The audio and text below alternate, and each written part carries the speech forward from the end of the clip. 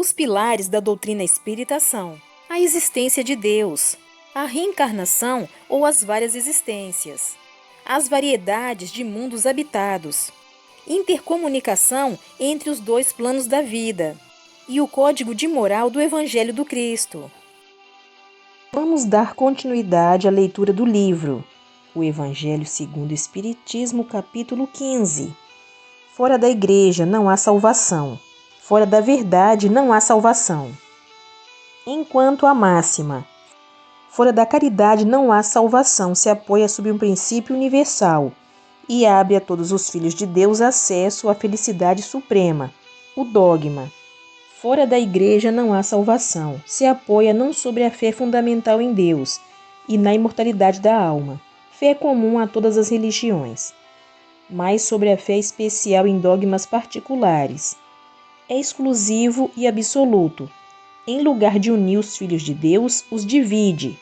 Em lugar de os excitar ao amor de seus irmãos, alimenta e sanciona a irritação entre os sectários dos diferentes cultos que se consideram reciprocamente como malditos na eternidade, fossem eles parentes ou amigos neste mundo, desconhecendo a grande lei de igualdade diante do túmulo, os separa até no campo do repouso. A máxima, fora da caridade não há salvação, é a consagração do princípio da igualdade diante de Deus e da liberdade de consciência.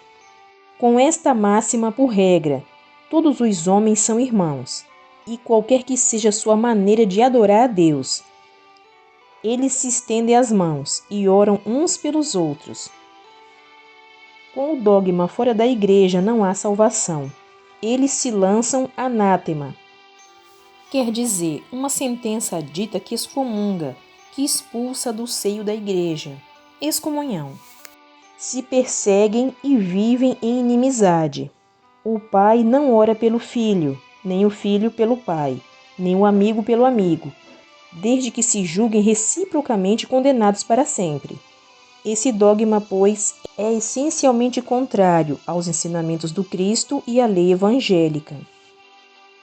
Fora da verdade não há salvação, seria o equivalente de fora da igreja não há salvação. E também exclusivista, porque não há uma só seita que não pretenda ter o privilégio da verdade. Qual é o homem que pode se gabar de possuí-la inteiramente, quando o círculo dos conhecimentos aumenta sem cessar e as ideias se retificam a cada dia? A verdade absoluta não pertence senão aos espíritos de ordem mais elevada, e a humanidade terrestre não poderia pretendê-la, porque não lhe é dado tudo saber. A humanidade não pode aspirar senão uma verdade relativa e proporcional ao seu adiantamento. Se Deus houvesse feito da posse da verdade absoluta a condição expressa da felicidade futura, isso seria uma sentença de proscrição geral, enquanto que a caridade, mesmo na sua acepção mais ampla, pode ser praticada por todos. O Espiritismo, de acordo com o Evangelho, admitindo que a salvação independe da crença, conquanto se observe a lei de Deus, não diz: fora do Espiritismo não há salvação. Como não pretende ensinar ainda toda a verdade, também não diz: fora da verdade não há salvação. Máxima que dividiria em lugar de unir e perpetuaria o antagonismo. Quando uma pessoa tem um modo de pensar diferente de uma outra pessoa. Fora da caridade não há salvação. Estão contidos os destinos dos homens na terra e no céu. Na terra, porque à sombra desse estandarte eles viverão em paz. No céu, porque aqueles que a tiverem praticado encontrarão graça diante do Senhor. Esta divisa é a luz celeste, a coluna luminosa que guia o homem no deserto da vida para conduzi-lo à terra prometida, e brilha no céu como uma auréola santa na fronte dos eleitos, e na terra está gravada no coração daqueles a quem Jesus dirá: passai à direita, vós os benditos do meu Pai. Vós os reconhecereis pelo perfume de caridade que espargem ao seu redor. Nada exprime melhor o pensamento de Jesus. Nada resume melhor os deveres do homem do que esta máxima de ordem divina. O Espiritismo não podia provar melhor a sua origem do que dando-a por regra, porque ela é o reflexo do mais puro cristianismo. Com um tal guia o homem não se perderá jamais.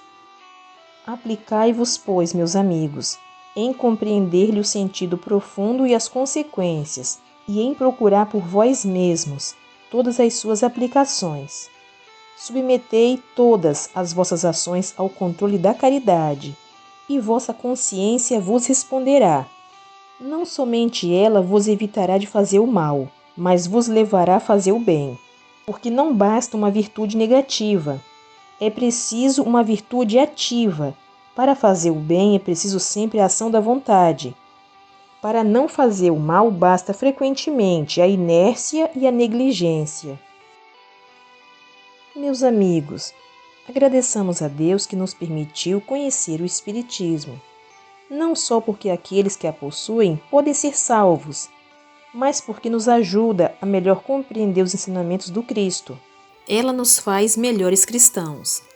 Fazei, pois, em que vos vendo, se possa dizer que o verdadeiro espírita e o verdadeiro cristão são uma só e a mesma coisa, porque todos aqueles que praticam a caridade são os discípulos de Jesus, qualquer que seja o culto a que pertençam. Kardec nos diz que o objetivo essencial do Espiritismo é a transformação da humanidade pela melhoria individual, para o qual deve tender todo espírita sério. Fora da caridade não há salvação. Foi aceito com entusiasmo, como o sol do futuro, o símbolo da fraternidade, como uma garantia da segurança nas relações sociais. Que o lema "fora da caridade não há salvação" seja de agora em diante a palavra de união entre todos os homens que sinceramente querem o bem, sem segunda intenção. Mas fazei melhor ainda, gravai-a em vossos corações, e desde já desfrutareis a calma e a serenidade que aí acharão as gerações futuras, quando a paz for a base das relações sociais. Obrigada pela sua companhia. Fique com Deus e até o próximo vídeo.